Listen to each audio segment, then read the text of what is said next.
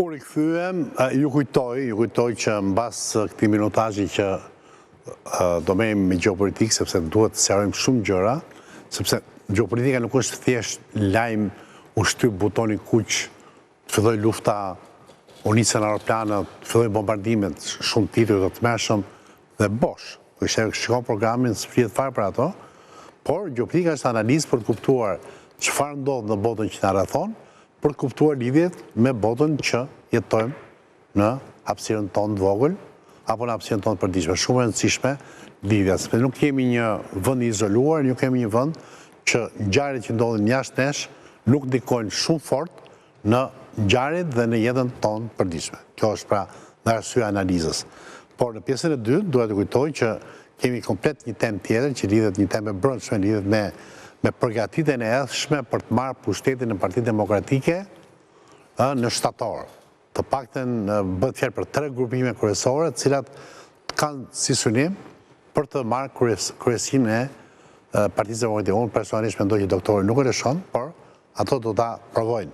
Dhe do jetë ish deputeti ose ish kandidate për deputet Aulon Kalaja, Shemsi Prençi, drejtor i policie, po dhe kandidat në këto zgjedhje, Esona Ekonomi, gazetare politike, Elida Bozheku që është këtu, dhe Anduena Dhabani, gazetare, mbas këtij minutazhi. Tani, pyetjeve është kjo. Pse, zoti Plumbi, Mosadi i vrau në gjumë 30 general madhor dhe, si thosh, u duk se 2 gjëra më kanë bërë përshtypje. E para, zotësia e Mosadit dihet që, për shembull, thuhet, është një shprehje si gjysmë anekdote që në qoftë se je gjallë sepse Mosadi nuk të do të vdekur. Se po të dojë Mosadi shërbimin sekret izraelit të vdekur, ti je i vdekur. Po je gjallë se nuk ke prish punë. Nuk je i rrezikshëm për Izraelin. Tani, mirë që këta e dinin ku banonin e tjetër, por vendi po hynte në një flagrancë lufte. Kush i qetësoi këta, kush i dha këtë fake news, si këto shkojnë flenë për shtëpia, që janë general madhor, pra nuk janë njerëz, po themi, që s'kan ku shkojnë. Ata du shkojnë bunker, du shkojnë për zyret e tyre, gjithë për shtëpia. Njëri ka 13, njëri ka 12, njëri ka vila, të tërë u siluruan nga dron, nga raketa dhe u ekzekutuan. Unë mendoj që kishte vite që Mosadi përgatitej për këtë. Ata kishin arrit të infiltronin mendimin njerëz të brendshëm, se dhe regjimi i Iranit këtë kohë nuk ka luksin që të arrestoj njerëz kot, ka një arsye, sepse janë arrestu 600 vetë mas kësaj që nolli, dhe dihet që superfuqia që kanë ata në shërbimin e inteligjencës, dhe suksesi tyre, përsa i to kanë anës inteligjente, au pa suksesi tyre dhe është një ndër sukseset më të mëdha se u vran njerëzit kryesor të ushtrisë iraniane. Pse ta nuk ishin në alarmë, ta finë shtëpi. Mos i ka qetësuar njëri, ka thënë që s'do ketë luftë, se ku ka një gjë se si është rregulli, si është protokolli ushtarak, Kornel? Kur vendi hyn në gjendje lufte, ja larg qoftë, Shqipëria hyn në gjendje lufte. Po supozojmë ka provokacione, kujton, jam me Serbinë. Serbia tani për shembull sistemi i mbrojtjes në gatishmëri plot. Pritet që Serbia felavet mund të sulmojë Shqipërinë. I shtetit deri tek ai i fundit. Çdo më thënë kjo, ba përkthe pak. Do më thënë, shërbimet inteligente do të furnizojnë informacionin. Po. Informacione thot, nga dita në ditë mund të fillojnë, mund të ketë dronë serb, aeroplan serb që na bombardojnë. Çfarë do flenë për shtëpia këta? Po jo pra. Ministri i Mbrojtjes. Do të jesh në pikën e drejtimit. Shefi i shtabit të ushtrisë. Gjithë do të jenë në vendin po pse këta drejtimit të punëve të tyre. Atëherë shihet sarë që janë tralltuar. Irani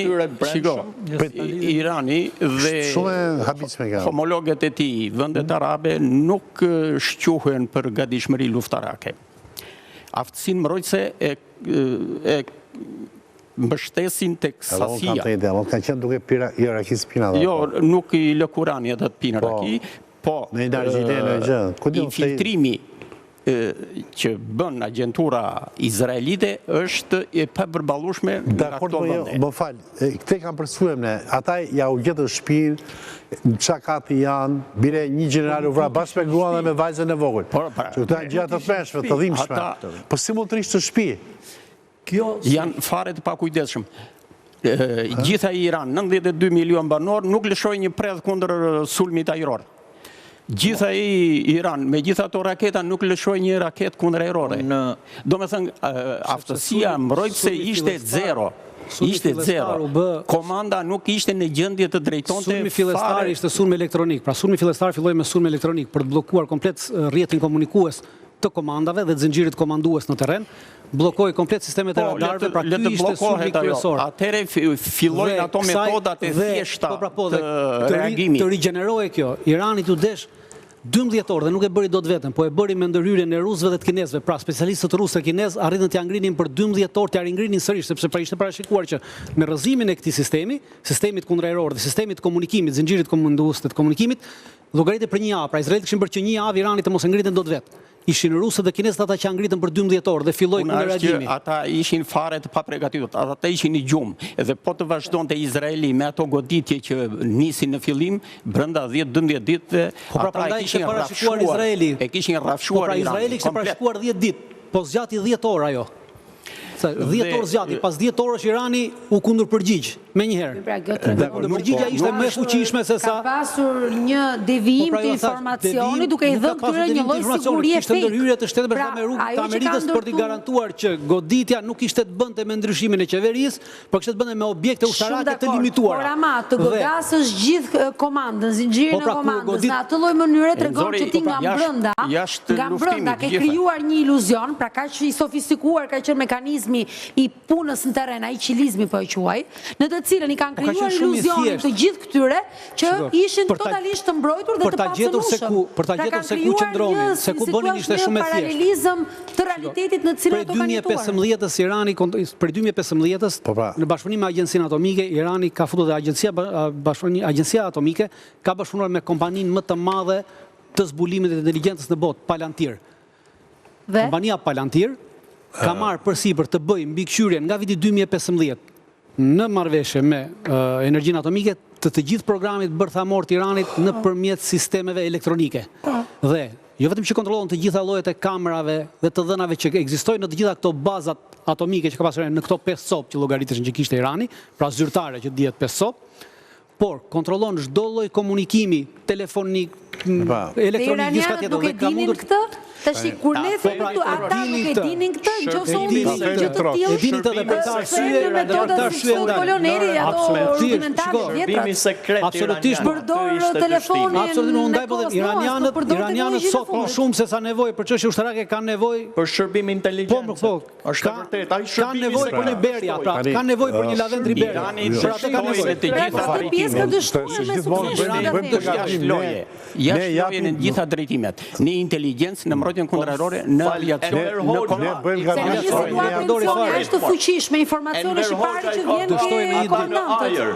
Me shërbimin sekret me letra, me kode. Kurse Irani se kapi. Ishim gjendë të interceptonin çdo lloj gjëje që ndodhte. Dhe nuk kemi qenë pak sulmuar në mënyrën terrenit praktike. Ne kemi patur një metodë fare të thjeshtë. Si e keni patur general, na thuaj. Mbrojtja Kolonel kundërerore. Kishte një bateri. Jo, informacioni dhe mbrojtje. Dhe radari në një moment mund të qorrohet nga ndërhyrjet elektronike, ti është kështu bëshin në atë kohë. Dhe në atë kohë fillonte zbulimi optiko-pamor me sy.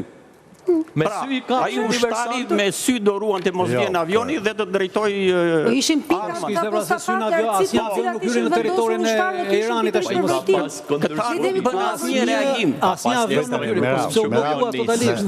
Asnjë avion hyri në territorin e Iranit. Në Iran erdhën nga Iraku. Në Iran hyn 200 avion. Asnjë avion s'ka hyrë në Iran. Janë hedhur 350 raketa. Zero avion ka hyrë në Iran. Zero avion ka hyrë në Iran. Aktualisht, ata jo më po ta them, aktualisht ato të rrëzuara ka vetëm dron të mëdhej të përdorur që kanë përdorur që mund të godasin me gjithë ato raketa që godasin avionët. Izraeli nuk ka futur për arsye sigurie asnjë avion, sepse në rast se një avion do të rrëzojë. Ishte shumë i sigurt në operacionin e tij. Ai bën luftë rrufe, po si ishte saktë dhe të llogaritur. Po si ishte një goditje taktike, po dështim totalisht strategjik. Goxha, ai ishte një javë, kontrollorët e qetë Teheran. Asnjë ditë nuk e ka kontrolluar qytetin e Teheranit. Asnjë ditë nuk e ka kontrolluar. Asnjë kundërshtim s'pati nga. Ore, po nuk e ka mos një pas 12 orë shkoi goditja me raketa more. Po bie poshtë që thoni juve. Sepse po qesë do kontrollonte qiejt e Tiranës, si thoni juve, nuk do lëshonte dot asnjë raketë. Ai lëshonte çdo ditë nga çdo ditë nga raketa. Tjetër gjë kjo, lëshimi i raketave. Po në rast se ti e kontrollon territorin aty tjetrit, nuk lëshon dot raketa më zotëri, se shumë e thjeshtë, se unë ti godat, pra në rast se avion temi hyn në territorin tënd të mbaroj. Si s'ka të bëjë me avionin? Si s'ka të bëjë raketa me avionin më zotëri? Po avionin ai, raketa po avioni, a kontrollon qiellin. Kur kontrollon qiellin, kontrollon edhe terrenin. Dhe në momentin që ka se avion, nuk janë koloneli ka ritën tjetër, ti ka ritën tjetër. Pra, sepse e breshërove, tani ta t'japi përgjigje. Kolonel. Pra, e para njerë kaluat nga vrasja në gjumë e generalve tek kunderorët. Mosadi si ka problem fare eliminimit e generalve. Ka jo Mosadi, por Izraeli nuk ka problem fare as vrasjen e askujt, pra gra fëmijë, si ka probleme, ja po e shohim Gaza. Jo, se këtu flasim për gjurmim të individëve të një kapaciteti. Eliminimin e kapaciteti të luftojmë një organizatë. Ja, vetëm një sekond, më rinit se se barova do të përgjigje me zonën Abilaj. Kolonel, çështja është kjo. Ka ndonjë kleçk, pra ka një siguri të rreme, ka një një lajm fake të gënjeshtër, ka një dredhi, përveç asaj që thoni juve që janë pavëmendshëm, se nuk ka mundësi që 30 general të vriten në 4-5 ditë e para, dhe janë ajka elita e gardës revolucionare, dhe dije që në rast lufte janë objektiv. Nuk është për shembull se ata u vranë në mënyrë të tradhtuar. Sigurisht, NATO në gjumë, me gratë, me familjen, i kuaj muhabet, me kopshit, aty u pokërdia. Por, nga ana tjetër, ti duke qenë se je target, ligjës për qatë dhe familjen tënde njerë. Sekret kjo. Pse do të flekë në shtëpi? Neglizhenca. Neglizhenca nuk më mjafton si Nuk është neglizhencë, kjo është nga mbrënda. Aftësia mbrojtëse e shtetit. Vetëm pa aftësi mbrojtëse. Aftësi mbrojtëse e shtetit. Vendet arabe janë jashtë loje në këtë drejtim. Dhe Izraeli bën çfarë të dojë. Dhe kështu ka bërë me Egjiptin, me Algjerin, me Tunizin, i ka bërë si ka dashur vetë. Iranianët 800 veta, 800 veta kemi ndërhyrje të amerikanëve në këtë mes. Pra amerikanët kanë vënë në gjumë, pra kontakti i parë me amerikanët kanë që s'kan gjë me qeverisjen, s'kan gjë me juve.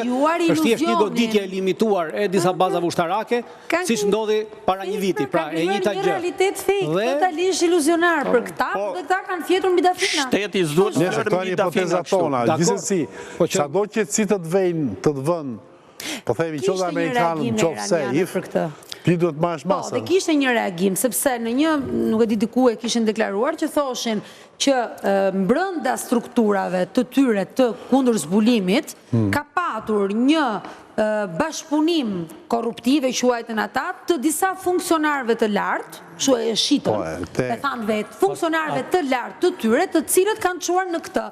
Dhe tani, a është e vërteta kështu? Një pjesë të vërtetës është kjo. Ka sens. Jo, funksionar të lartë, nuk flasim funksionar të lartë vetëm ushtarak, flasim funksionar të lartë që lidhen me pjesën e shërbime informative që janë akoma të tjerë. Mosadi eliminoi ata që donte. Janë të tjerë akoma. Dhe ata e deklaruar se 800 veta janë duke i vranë shesh. Po ndorë. E rëndësishme, sepse tash bilanci i luftës para shumë ky është. Izraeli neutralizoi dhe zvogloi të kurri gjithë veprimtarinë e Iranit dhe agresivitetin e tij, e futin strofkën e vet. Dhe kjo është rezultati i parë, ndërkohë që unë them që koha tani do punojnë disa drejtime. Ajo që duket luftë civile e të i kaluar ose jo në evidente për momentin, ka të bëjë me goditjen e furishme të Izraelit dhe Shtetit Bashkuar të Amerikës, dhe këto krijohet instinktivisht uniteti. Dhe lufta civile nuk ka kushte, nuk ka terren tani. Por po them që sa më shumë tash ka filluar radhës e ka. Nuk e di nëse keni parë në media, po themi shefin e shtabit të Izraelit, pash një ditë shefin e inteligjencës së ushtarake izraeliane. Shefin e Armanit. Burë 52-3 vjeç, njerëz marrin qakën vetull, se kishin ato rrafot e zinj, të lodhjes, të raskapitur, njerëz Këllon, që hanë Ekorin me dhëmë, thoshin në dikur, një tjetër lloj kategorie, kurse këta në fakt, tani, në dhimbja është po, duket sikur këto këshin zënë dhe postet përfundimisht, këto këshin nga 20-30 vjetë, generala, komandantë, më të ishe dhe ta atrofizuar. Izraeli do se i ka bërë dhe nderë, duke dashë ka pastuar nga këta, po se këta ishin një kast që nuk reviste. Që ta mbyllë, që veprimtaria e tanisht udhëheqjes së Iranit për të goditur të infiltruarit, për të goditur spionët e Mossadit, ata që kanë bashkëpunuar dhe kanë sjellë këto pasoja, unë them që po mbjellin gradualisht, se po kalojnë deri në masive, goditjen dhe burgosin e tyre. Po unë them do të jetë një karburant për nisjen graduale të opozitës. Ato janë fushata më tepër për propagandë. Dhe të pakënaqësisë. Që i kapën spionët edhe pastruan vendin. Sepse opozita është aty. Opozita e Iranit aty. Opozita në këpusin tash ato, kanë gjetë motiv me këtë, kanë gjetë lejt motiv për ta eliminuar. Tani, opozita është aty. Opozita nuk është aktivitet, po opozita është aty.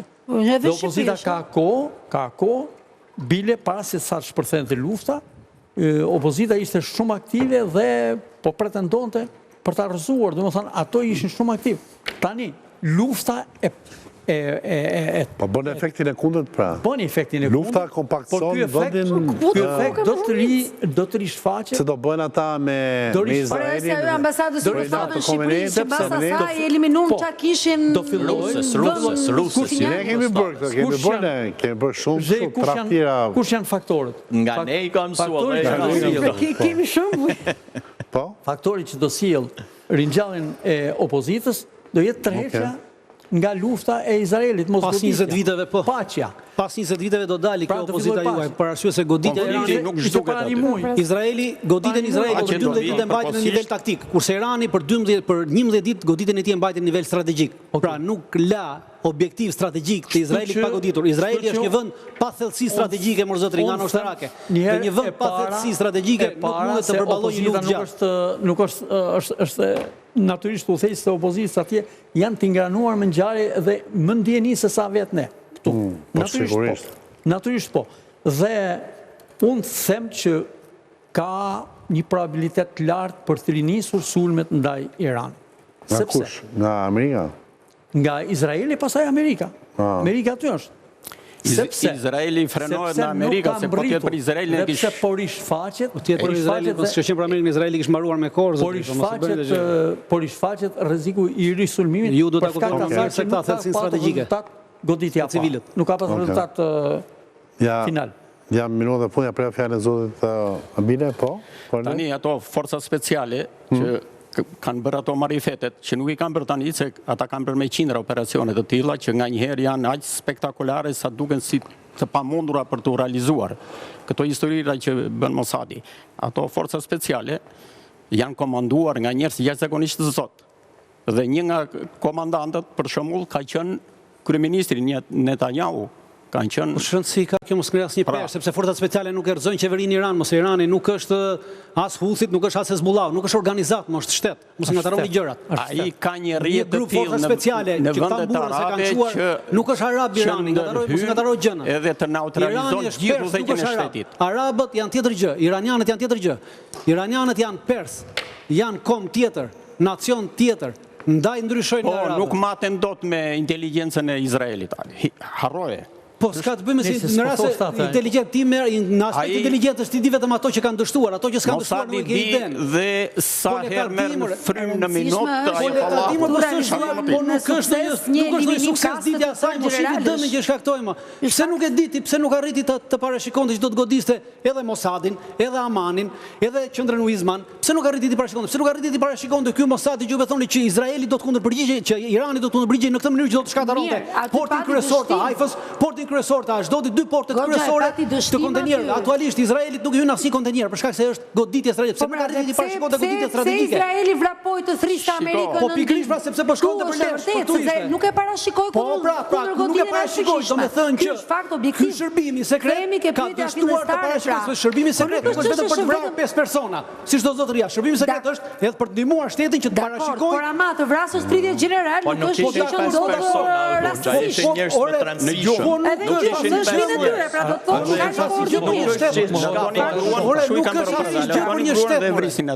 30 general nuk është asnjë gjë për një shtet si Irani prej 92 milion banorësh more. Por ama në një val, jam shumë dakord me ty, por në një val tensioni, tani që jemi objektiv, në një val tensioni ku Izraeli kishte një qëllim dhe ka një qëllim ekspansionist, objektiv të dukshëm. Një sekond, që Gaza e ka bërë shumë qëllim, që Cisjordania është problemi, që ke problemin e Ufit, një sekond, se ke më shumë. Programin bërthamor, jo. Programin bërthamor nuk reaktivizohet këtë vit. Ja ka stopuar, nuk është se ka prishur. Ja ka stopuar. Sepse në qoftë se Irani do bënte një bombë bërthamore, do uajte Hamasin. Bombë bërthamore, më mos ese me prallat e këtyre izraelitëve që kanë që 70 vjet, 80 vjet që gënjejnë, siç gënjejnë për holokaustin e tyre që kanë për 6 milion nga 2 milion, vazhdojnë gënjejnë për çdo gjë. Se merrni me ta, respekt për gjithë ata njerëz. Për cilën tavolinë dhe të holokausti mos sym sepse ajo është një nga tragjeditë më të mëdha luftës botërore të njerëzimit. E pa aty nuk është dokumentuar dhe evidentuar dhe respekt për ata që kanë vdekur. Unë ju falenderoj. Në fakt, jemi nga paktët mos ndoshta vetëm emisionin që për gjeopolitik ka debate konceptuale dhe unë ju falenderoj që e çojnë debatin deri në konceptualitet, domethënë deri në analizën e shtyllës kurizore. Zotabile ishte shumë i kënaqur që në studio me ne. Dhe vjen keq që ka i vonë, por më mirë vonë se kur, thotë populli. Enita ti do vazhdosh qëndrosh, zoti Ndori falenderit, Goxha i falenderit dhe zoti Pullumi falenderit. Ju thash që mbas pak kemi një debat shumë të fortë në lidhje me të ardhmen potenciale të Partisë Demokratike që është dhe shtylla e opozitës. Pse kur them shtylla e opozitës, mos qeshe për këtë? Ishte një bashkëbisedim i ngrohtë me kolonelin. Për çështje konceptuale. Trumpi sikur i bëri një shert madh doktorit tani për deni këtu se ai konservatorizmit si bësher. Ate, sa të bëhet gati paneli tjetër, ne kemi një analizë të Federico Rampinit. Irani mos do përfundoj si Siria, do bjerë regjimi, pra dyshi. Pastaj paneli për debatin mbi interesat tona kombëtare. Pas pak.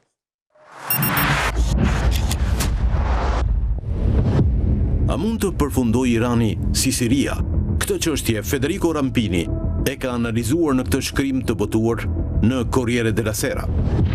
Ofensiva izraelite përveç objektivit kryesor për të bllokuar planet bërthamore të Teheranit evokon një operacion për përmbysjen e teokracisë së ajatollahëve. Netanyahu ka folur për këtë dhe faktet peshojnë për tej fjalëve. Përzgjedhja e objektivave ushtarake të goditura nga izraelitët ka qenë në përputhje me deklaratën se kjo është një luftë kundër Republikës Islamike, jo kundër Iranit. Në fazat e para, forcat e armatosura të Tel Avivit goditën instalime ushtarake dhe udhëheqjes të ushtrisë. Edhe në komentet e vëzhguesve amerikan, shumë progresiv dhe anti-Netanyahu, shfaqet mendimi se një përsëritje e Sirisë është e mundur. Pra një dëbimi i Khameneit pas atit Asadit, i cili ishte mbrojtur nga ajatollahët për një kohë të gjatë. Një element vendimtar është suksesi i shumëfisht i Mossadit. Pas saktësisë së sulmeve të kryera, qëndron ky realitet. Shërbimet sekrete të Mossadit kanë një rrjet infiltruesish dhe bashkëpunëtorësh brenda regjimit të Teheranit. Mossadi ka një lojë të lehtë në rekrutimin e spionëve në Teheran. Në parim, Trump është i kujdesshëm për të tërhequr në operacione ndryshimi regjimi dhe ndërtimi kombi jashtë vendit. Megjithatë, Netanyahu i ka dhënë mundësinë e një suksesi historik, pasi asnjë president amerikan nuk e ka zgjidhur çështjen persiane që nga viti 1979.